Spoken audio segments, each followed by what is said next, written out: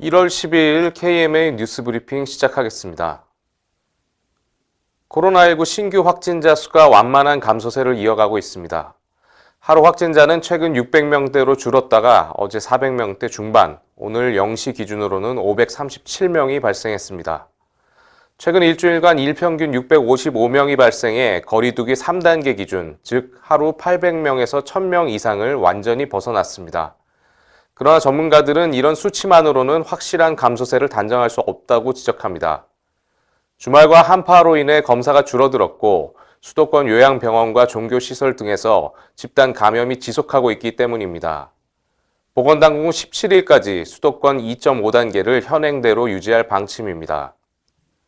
한편 문재인 대통령은 어제 신년사에서 다음 달부터 코로나19 백신 전 국민 무료 접종을 시작할 수 있다고 밝혔습니다. 대통령이 언급한 전 국민 무료 접종에 대해 전문가들의 의견이 분분합니다.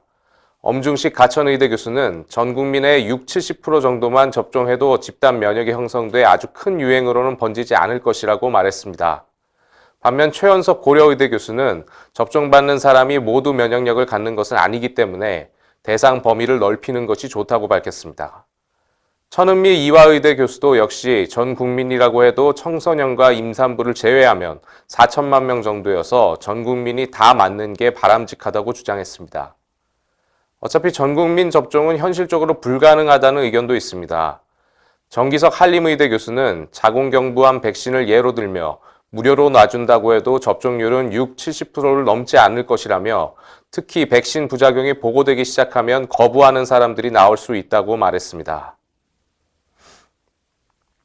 코로나19 같은 감염병 사태가 발생할 때 의료기관을 실질적으로 지원토록 법제화하는 방안이 추진됩니다.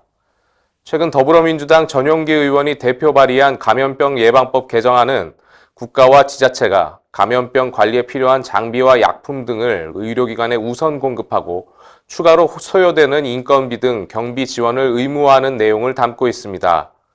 전 의원은 코로나19 대유행으로 특히 의원급 의료기관이 심각한 재정위기에 처해 국민의 의료권이 침해받고 있다며 법 개정의 취지를 밝혔습니다. 의협은 어제 환영의 뜻을 전했습니다. 성명을 통해 경영난을 겪고 있는 의료기관들의 실질적인 지원이 되고 지쳐있는 의료진의 사기 진작에도 도움이 될 것이라고 밝혔습니다. 올해부터 시작된 비급여 진료비 사전 설명 의무화에 대해 의사들의 반발이 거셉니다. 보건복지부는 의원급 의료기관이 비급여 진료 비용을 공개하고 환자에게 구두로 사전 설명하도록 하는 방안을 올해부터 시행했습니다. 이에 대해 대한의사협회는 반대 입장을 분명히 하고 온라인 서명 운동을 진행했는데 약 11,000여 명의 의사들이 반대 서명에 동참했습니다. 최대집 의협 회장은 어제 보건복지부 세종청사에 서명지를 전달하고 관련 고시의 철회를 촉구했습니다. 최 회장은 이미 비급여 진료 비용이 공개되어 있고 환자에게 충분한 설명이 이뤄지고 있는데도 법적 의무를 부과하는 것은 규제 일변도 정책이라고 비판했습니다.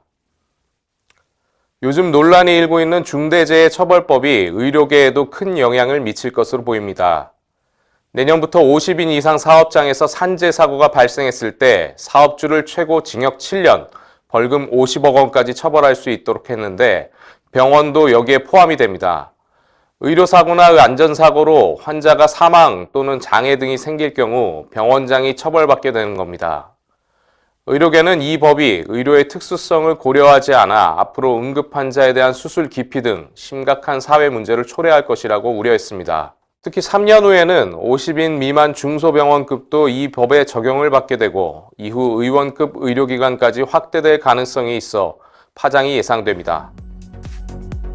이상으로 뉴스 브리핑을 마치겠습니다. 자세한 사항은 의협신문을 참고해 주시기 바랍니다.